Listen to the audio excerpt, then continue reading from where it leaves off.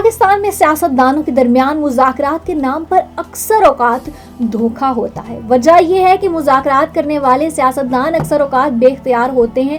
آج کل شہباز شریف کی حکومت اور تحریک انصاف کے درمیان مذاکرات کا تماشا چل رہا ہے۔ اس تماشے میں مزید تماشے ہو رہے ہیں۔ القادری ٹرسٹ کیس میں ایک جج صاحب عمران خان کے خلاف 190 ملین پاؤنڈز کے مبینہ غبن کے مقدمے میں فیصلہ سنانے کے لیے 3 مرتبہ تاریخ کا اعلان کر چکے ہیں، لیکن ہر مرتبہ اگلی تاریخ ڈال دیتے ہیں۔ نوبت یہ آ گئی ہے کہ عمران خان کی بہن علیمہ خان للکار رہی ہیں کہ ہمت ہے تو فیصلہ سناؤ۔ عمران خان بھی اس مقدمے میں 10 سے 14 سال قید کی امید لگائے بیٹھے ہیں۔ انہیں اچھی طرح پتا ہے کہ اس مقدمے میں سنائی جانے والی سزا سے انہیں انواع و اقسام کے فائدے حاصل ہو سکتے ہیں۔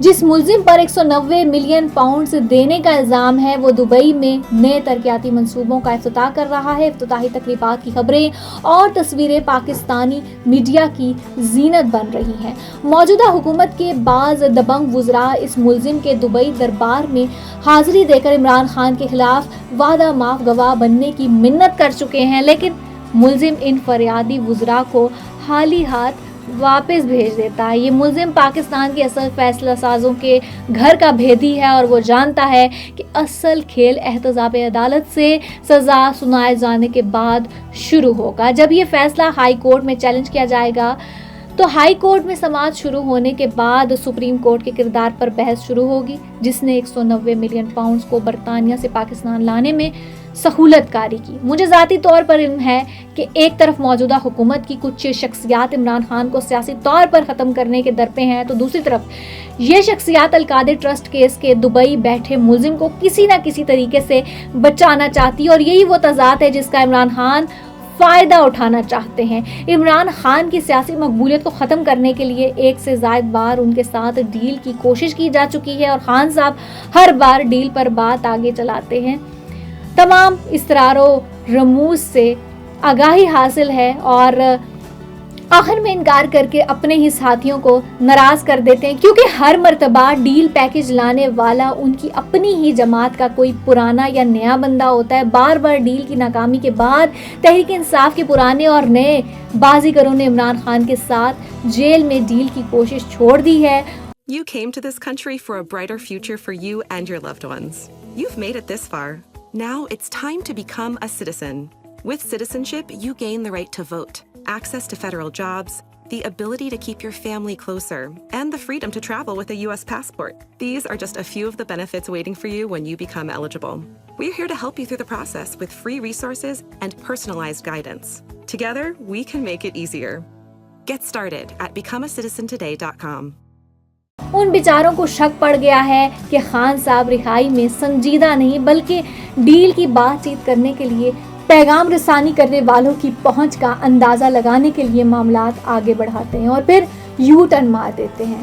عمران خان ہر بار ڈیل سے انکار کر کر عوام الناس کو یہ پیغام دینا چاہتے ہیں کہ ان میں اور نواز شریف میں یہی فرق ہے۔ نواز شریف جب بھی جیل جاتے ہیں تو ڈیل کر کر بیرون ملک چلے جاتے ہیں۔ عمران خان ڈیل کر کر نہ تو پاکستان سے باہر جانا چاہتے ہیں اور نہ ہی دوبارہ وزیر اعظم بننا چاہتے ہیں۔ ان کے ایک وکیل نے پوچھا کہ لگتا ہے آپ دوبارہ وزیر اعظم نہیں بننا چاہتے۔ خان صاحب نے کہا کہ ایک دفعہ وزیر اعظم بن کر دیکھ لیا، میں دوبارہ شہباز شریف جیسا وزیر اعظم بالکل نہیں بننا چاہتا۔ ان کے دل میں عجیب و غریب خواہشات جو ہیں مچل رہی ہیں۔ ان کی خواہش ہے کہ ان پر فوجی عدالت میں بھی مقدمہ چلایا جائے تاکہ انہیں اپنے تمام سیاسی حریفوں پر برتری حاصل ہو جائے۔ 1999 میں نواز شریف پر آرمی چیف کا طیارہ ہائی جیک کرنے کا جو ہے الزام لگایا گیا تھا، لیکن ان پر فوجی عدالت میں مقدمہ نہیں چلایا گیا تھا۔ پھر مقدمے کا فیصلہ ہونے سے پہلے ہی نواز شریف نے کچھ غیر ملکی دوستوں کی مدد سے جنرل پرویز مشرف کے ساتھ ایک ڈیل کی اور بیرون ملک چلے گئے۔